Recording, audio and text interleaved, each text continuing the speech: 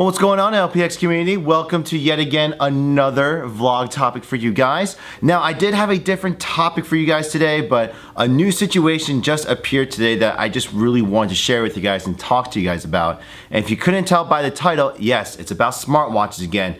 But hold your thought, because I actually found a real practical use for it, and that, you know, I didn't even think about this before, and hopefully you haven't either, or maybe you did know, but this only enhances it more. And that is it truly being an extension of the phone.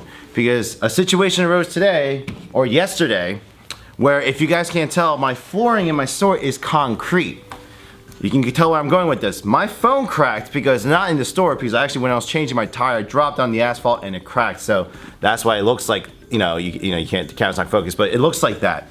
Now, what the glass actually does for you guys, for the people who complain about cracked screens, it actually absorbs some of the impact when it drops. So it dissipates through the glass instead of the rest of the phone. That's just my hypothesis per se. But my screen already being cracked, it's lost a lot of its structural integrity. And the other day, it fell off my desk and hit the ground. And guess what? The screen stopped working. So for most of you smartphone users, you guys understand that if the screen stops working, you can't use your phone anymore. But what a lot of people fail to realize is that the phone is still working in the background. Like, I can tell, like, the lights are still working here, and like I'm getting the blue lights from my notifications. So the phone is still working, you just need to replace the screen. But what most people end up doing is either they go ahead and they just buy a new phone. They're like, well, we're already halfway through the year, we'll just pay off the contract and just get a new contract and everything. So you're willing to dish out anywhere from $200 to $800 for a brand new phone. Theory, if you're buying it full retail. And for me, this thing's like, if I want just another Note 4, the Note 4 retails for $650 right now, which is still cheaper than when it first came out, but I don't have $650 laying around to get a new phone. And I was sitting here, I was looking at my plans, like, am I eligible for an upgrade? I'm not until November. If I wanted a new phone, I had to pay $250 to pay off the current plan to sign up for a new plan. I would still continue my payment. So I was struggling last night, but then it dawned on me. I have this guy. You know, mine's the Samsung Gear S, but most people have now a compatible smartwatch that can be used with their phone. And guess what? The beauty of this thing is, I can get all my calls, get all my texts, I can get all my emails, I can get all my notifications, and I can also control my media. Because, you know, I don't know about you guys, but for me, I use, from when I drive, I use the music from my phone.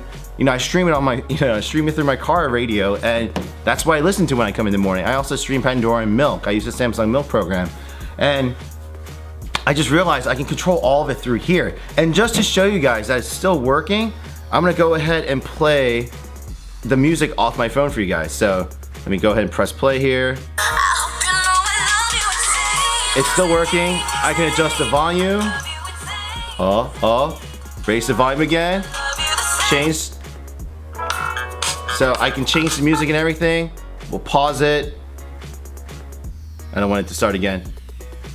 So the phone is still working in the background, which is like, for me, it's just like, all right, cool. So I went online last night to look for pretty much a replacement screen, and I found one for about 150 bucks, because the glass itself is actually not that expensive. You can get a replacement glass from anywhere between $10 to $30, but the LCD is actually one of the bigger parts of the phone.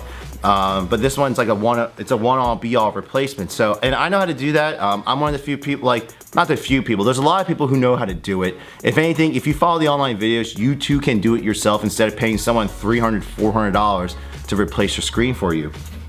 Now, what's really cool is the part's gonna come in tomorrow, so I only need to operate at this limited function for just about a day or two, and then my phone will be back to normal. But crisis averted. I didn't have to go spend $200, $400 and sign up for another 2-year contract for a phone that I didn't want. If you guys saw my last video, I don't really want the S7 or the Note 5, so this isn't forcing me to get the new phones quite yet. And so I'm really excited, because and at the same time, I also bought a new replacement battery, so the phone is gonna be like brand new. If anything, it's gonna operate normally. I'm not gonna have any battery issues anymore, and there's that. So for those of you who are thinking about getting a smartwatch or have one, you know, don't fret if this ever happens to you, because you know, for me, I thought it was like, oh, my wife's not gonna be able to contact me. I have, you know, I run a lot of my business emails through here.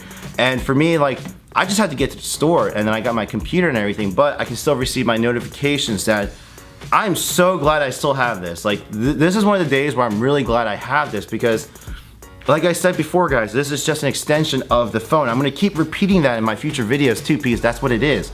Obviously, if I have, you know, if I have access to my other apps, yeah, I can play my, you know, I can get more notifications and everything and respond to like Facebook messages and etc. But do I really need all that? No. I just need to make sure I can be able to get calls, answer them, answer my emails and text messages, and this will allow me to do that. So I'm not cut off from the world. There's a lot of people out there who own these smartphones, and as soon as the screen breaks, it's the end of the world. They go out and dish out the money to just get a new phone and that's it. But the most of us, the average consumer, is not able to do that. And so I think that's one thing you get to think about. So if you do own a smartwatch and your screen happens to break, you know, keep in mind that it's still working and then your watch will be there to save you. This thing literally saved me because as I was talking to my wife last night, I came home and I was like, yeah, honey, I'm gonna go to Best Buy and then, you know, go to AT&T and then switch out the phones, etc. And I was like, yeah, you're not gonna be able to contact me for a little bit, and we had to push the budget. And as I was talking to her, I was still getting my notifications, and it just dawned on me at that moment.